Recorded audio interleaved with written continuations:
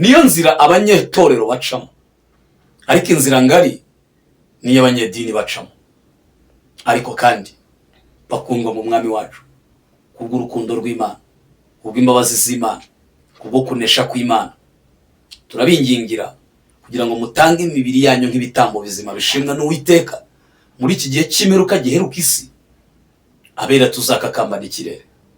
Ndabizi hari igitondo kimwe, ndabizi hari ijoro rizira ariko ntibuke, ndabizi ushobora kuva mu rugo ariko ntutahe, kuko nabagiye ntubaruta. Kuriye kwibaza iherezo ryawe, kuriye gutegura ejo hawe, kuriye kumenya ko ubugingo bw'iteka buhari n'umuriro w'iteka urahari.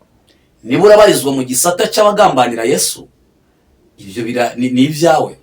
Niba ubarizwa mu gisata cy'ababeshya, ibyo ni ibyawe, ariko n'umuriro uri inyuma yawe. Ibyo ntiduciye iteka, niba ihana uzakizwa, ariko nutihana uzacibwaho iteka.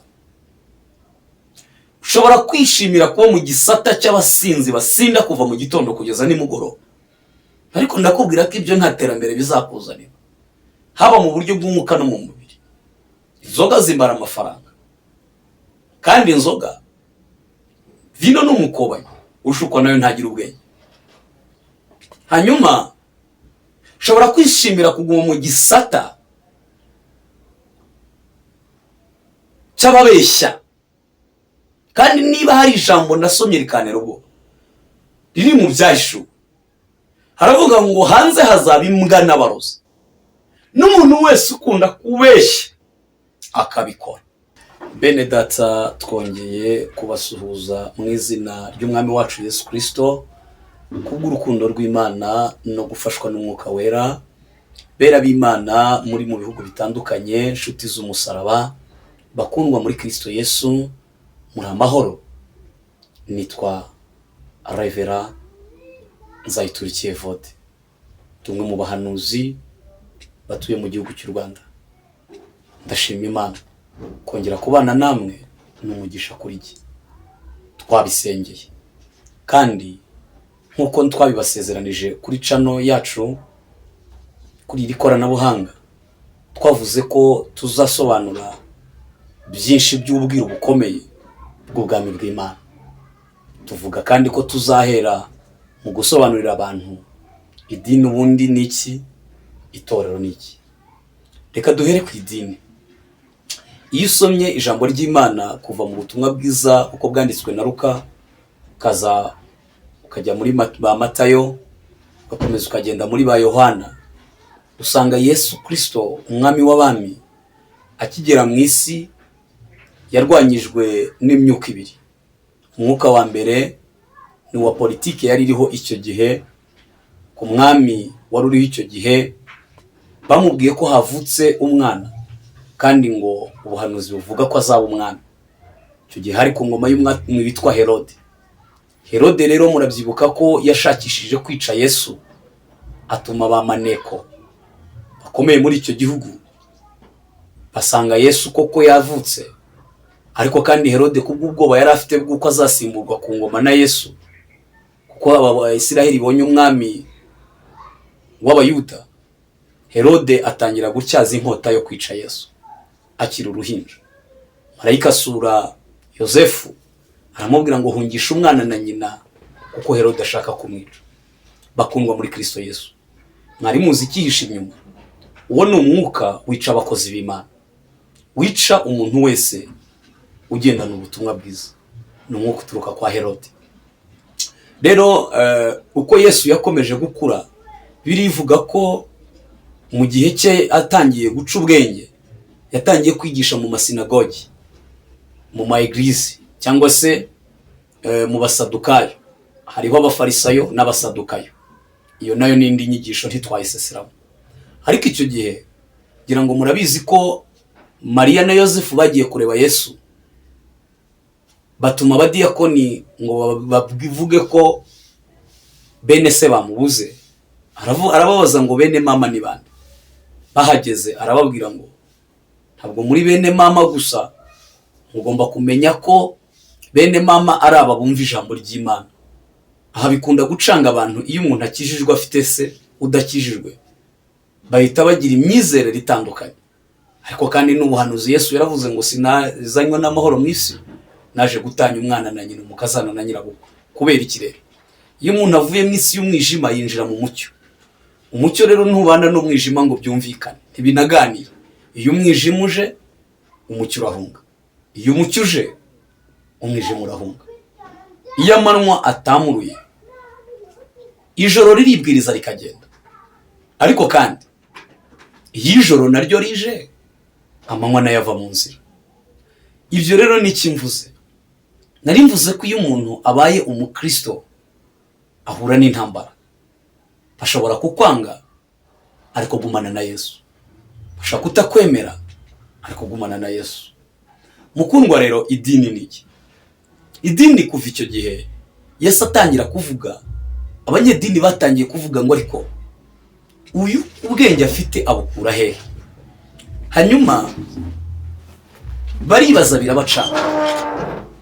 Bibiliya igenda igaragaza uburyo ki umwami Yesu yagambaniwe n'abafarisayo, ndetse n'ibibazo bamubazaga byinshi byari byo kumutega imitego kugira ngo babone uko bamugenza. Hanyuma igihe kigeze, umwami Yesu ntiyagambaniwe n'indaya, oya. Ntiyagambaniwe n'abajura, oya. Ntiyagambaniwe n'abapfumu, oya. Yesu icyo gihe kuko yigishaga ibihombya abanyedini, bibabuza inyungu zabo, icyo gihe kuri iyo ngoma ya Herode, abanyedini batangiye kujyana ibirego hakiri kare umucamanza witwaga Pilato. Batangira kumurega bucece. Igihe kimwe yinjiye mu rusengero asanga umuntu unyunyutse ukuboko. Ni inkuru ndende. Hanyuma arabaza ngo ese uyu muntu tumukize ku isabato? Baravuga ngo oya, amategeko ya Mose ntiyemera gukora kandi kaza kariko kose usibye kuruhuka. Yesu arababwira ngo ariko ibyo bibamariye iki? Bibungura iki? Kudaharana inyungu z'ubwami bw'Imana. Ku gitugu cyangwa ku gahato akiza uwo muntu hagati mu iteraniro. Muri uwo mwanya habaye ibintu bikomeye bidasanzwe. Bibiliya ivuga ko umwami Yesu yahise ahura n'ikibazo gikomeye ku buryo byanamuviriyemo kutongera kwigisha mu masinagogi cyangwa mu maeglise. Niki cyabaye rero? Bibiliya ivuga ngo bigira inyuma y'urusengero, ngo biga uburyo bazagira gute bazamugenza. Idini rero mu ijambo rimwe ni ihuriro ry'abantu aba ari bo bose. Ubu murabizi hariho idini y'ababudaniste, hariho idini y'abafrimaso, hariho idini y'abarangi, hariho idini y'abaeliminati basenga satani ku mugaragaro, hariho n'andi madini atandukanye. Idini rero ni abantu bose bashobora guhurira hamwe ku kintu kimwe, icyo baba bemeje icyo ari cyo cyose. Hanyuma iyi dini rero rivuga Yesu, rikavuga iyobokamana, ikintu uzasuzumira ko bayobowe n'umwuka w'idini kurusha ibindi ni amahame n'imihango bidahinduka.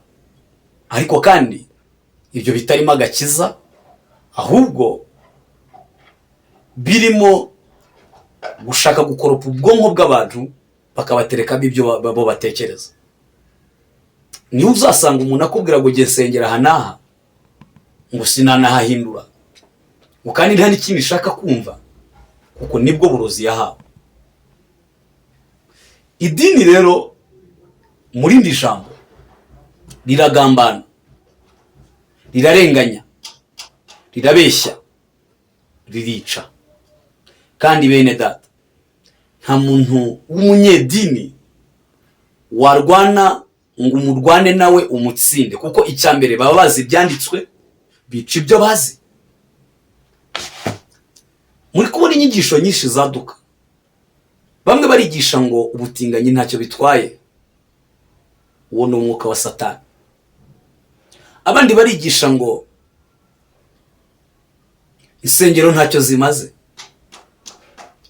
Mu minsi iraza kuza, isi yose izanashyiraho gahunda yo kuzikinga. Ariko kandi turagira ngo tubabwire iki? Nuko igihe tugezemo, ibyo byose ni ibiranga kugaruka k'umwami wacu. Bibiliya ivuga ko ngo iminsi itagabanyijweho ngo n'intore ntiyarokoka. Hanyuma idini rero mu ijambo rimwe, nuko abantu bakwiriye gusohoka mu idini, ahubwo ndaje mbabwira aho bakwiriye kwinjira. Ni mu itorero rya Kristo.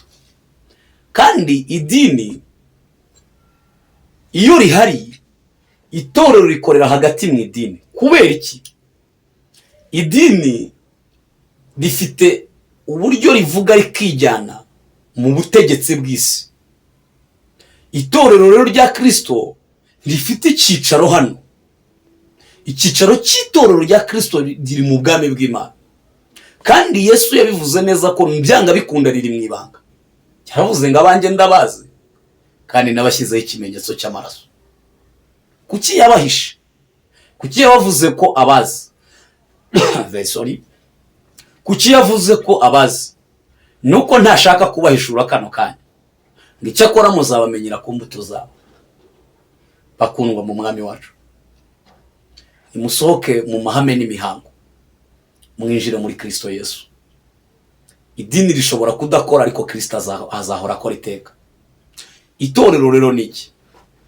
Yesu arisobanura, yavuze ko ngo ryubatswe ku mudugudu ahantu hejuru mu mpinga z'umusozi, kandi ngo umuntu wese ngo abarireba. Kubera iki? Paul nawe yaravuze ngo muri inzandiko zisomwa na bose. Kuki umusinzi asinda akinyaraho agakora ibishoboka byose mu muhanda, ntihagire umuntu umufotora, ntihagire umuntu umurebaho, ariko umupastori, umuhanuzi, umuvugabutumwa, umuririmbyi yakora ikosa ritoya bugacya isi yose yarimenya? Nuko mu itorero rya Kristo Satani ahora arekereje ngo arebe ugwa, atangaze ko itorero ritagihari, abantu bayobe. Itorero rero ni iki? Itorero ubundi ntabwo risenga ku cyumweru gusa, ntabwo risenga mu migizi kuwa kane cyangwa kuwa kabiri gusa. Itorero rya Kristo risenga buri munsi. Yasize arihaye inshingano yo ivuga ngo musenge ubudasiba, muhore mukenyeye amatabaza yanyu ahore yaka. Hari umugani w'abakobwa 10 uri muri Matayo.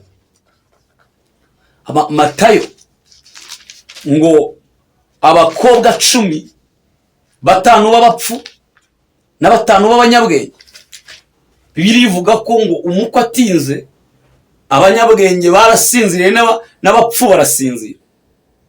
Ukumureba 5 b'abapfu barahari, 5 b'abanyabwenge barahari, 5 b'abapfu bari kubarizwa mu madini atandukanye, 5 b'abanyabwenge nabo barabarizwa mu madini atandukanye. Ukumubona abantu bamaze guhinyura iby'Imana, abapfu barahari n'abanyabwenge barahari, 5. Ariko nimwumva icyabisobanuye, bose ngo nubwo bari basinziriye bahumikiriye, abanyabwenge bari bafite amatabaza arimo amavuta. Abo bashushanya abanyetorero bazaba bari maso, barasenze, barananirwa, ariko bavuga ngo duturindiriye Kristo, turadandabirana ariko tumurindiriye. 5 b'abapfu nabo basobanura abazajya gihonome, abana birimbukiro. Umukwe azaza, naza bazakanguka bashaka amavuta ari bubazamure mu kirere bayabure. Bakundwa, Bibiliya itangira ivuga ngo icyo gihe ubwami bwo mu ijuru buzagereranwa n'abakobwa 10.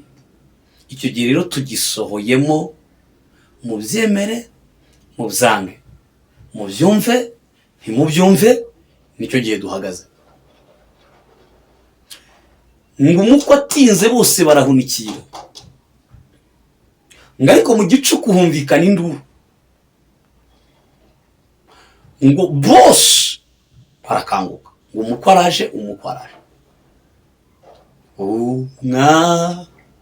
Bageze ku irembo, wabambwe ku musaraba, yaje kudukoranya we tubane mu ijuru. Ku irembo ubari ku irembo, nuko araje, Yesu araje, kandi ageze ku irembo. Ibyerekana kuza kwe birihuta kuboneka, agiye kutugabira kubaho by'iteka. Umwami ageze ku irembo, ngo umukwe aje, bose barabyuka, ariko abapfu bashatse amatabaza ngo bacane, basanga amavuta ntayo bafite. Babwira bagenzi babo ngo mwaduhaye ko twasenganye, ko twazamukanye imisozi, mwaduhaye. Barababwira ngo mugende mubahanike. Ngo bagarutse basanga urugi rw'ikinze, abari maso babana n'umukwe, abatari maso bahera inyuma. Ngo barakomanga. Ibyo ni igisobanuro cy'uburyo abantu bazataka baboroga. Ngo burya baba pastori, babavuga butumwa, baba evangeliste, bavugaga iby'ukuri. None mwami dukingurire, none Yesu dutware mu ijuru, ntibizaba bigikunze, imbabazi zizaba zarangiye. Itorero rero rya Kristo rikorera hagati mu idini, ariko ntibikora iby'idini rishaka 100%. Ubu tugeze mu gihe ahenshi badashaka ko umuhanuzi ahanura. Ibyo murabireba buri munsi, muzi icyo bihishe, ni ukugira ngo amanyanga yose akorwa n'abo banyamadini ye gutangazwa n'umwuka wera, kuko umwuka wera byose ahita bishyira ku karubanda. Kandi kuko imitima y'abenshi yabaye akahebwe, nabo ntibashaka kwezwa. Ibyo bigatuma rero umuhanuzi yajya guhanura bagacecekesha. Bakundwa muri Kristo Yesu, itorero rirenganirizwa mu idini, riri gucyarizwa mu idini. Kubera iki? Ikizagukiza gituranye n'ikikwica, kandi ikizagukiza kiri hafi y'ikikwica. Ubutabazi bwa Dawidi bwari buri kwa Sawuli indani ibwami muri Israel. Imana ihamwinjiza, yinjiye kwa birangira aciye Goliyati igihanga. Ariko itsinzi ya Dawidi no kumenyekana kwe byavuye kuri Sawuli, kuko akimara gukora ibyo basingije Dawidi, basingiza na Sawuli. Idini rero ryamamaza ubutumwa bwiza, ariko mu buryo bo ntabwo bajyaho ubutumwa bwiza bujya. Bazashiduka nabo basanze barakoze ibyo bashaka, babona amafaranga, bararya, baratunga mu butunzi bw'isi, ariko bisanga itorero ryatashye. Itorero rero rya Kristo tuzakomeza gusobanura, kuko niyo topic turiho.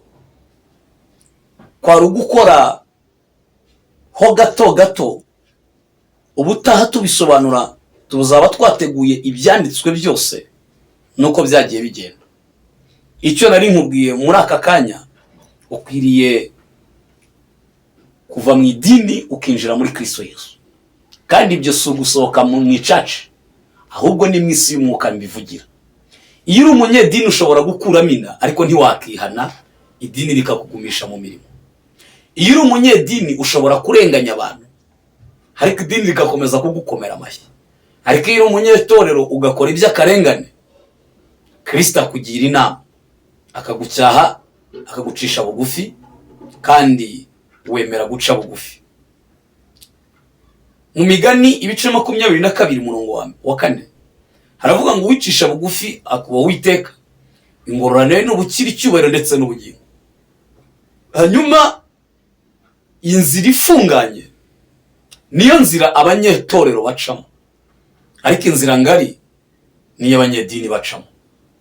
Ariko kandi bakundwa mu mwami wacu kubw'urukundo rw'Imana, kubw'imbabazi z'Imana, kubwo kunesha kw'Imana, turabingingira kugira ngo mutange imibiri yanyu nk'ibitambo bizima bishimwa n'Uwiteka muri iki gihe cy'imperuka giheruka isi, abera tuzakakambana ikirere.